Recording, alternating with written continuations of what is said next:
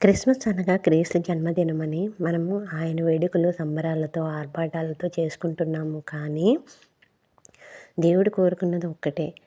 ఆయన సువార్త సర్వలోకానికి చేరాలి అని. ఆయన జన్మించింది ఎవరి కొరకు? మన కొరకు, పాపి కొరకు. అంటే పాపి అనేవాడు ఒక్కడేనా? కాదు. అందరూ కూడా పాపులమే. జన్మ పాపం, కర్మ పాపం కలిగిన వాళ్ళమే. ఎందుకంటే దేవుడి వాక్యం సెలవిస్తుంది, నీతిమంతుడు లేడు, ఒక్కడునూ లేడు అని. అందుకొరకే దేవాది దేవుడైన యేసుక్రీస్తు భూమి మీదకి నరరూపుగా రావాల్సి వచ్చింది. మన పాపాలకి ప్రాయశ్చిత్తంగా ఆయనే బలిదానంగా నిలబడాల్సి వచ్చింది. ఏ ఒక్కరు చేయని సాహసం దేవాది దేవుడు మన కొరకు ప్రేమతో చేశాడు. తల్లి మరిచినా తండ్రి విచ్చినా నేను నిన్ను మరువను ఎడబాయనన్న దేవుడు. ఇలాంటి సువార్త అనేది అనేకులకు, వాక్యం తెలియని వారికి వెరితనంగాను, దేవుని వాక్యం గ్రహించిన వారికి ఇది దేవుని యొక్క శక్తిగాను ఉంటుంది.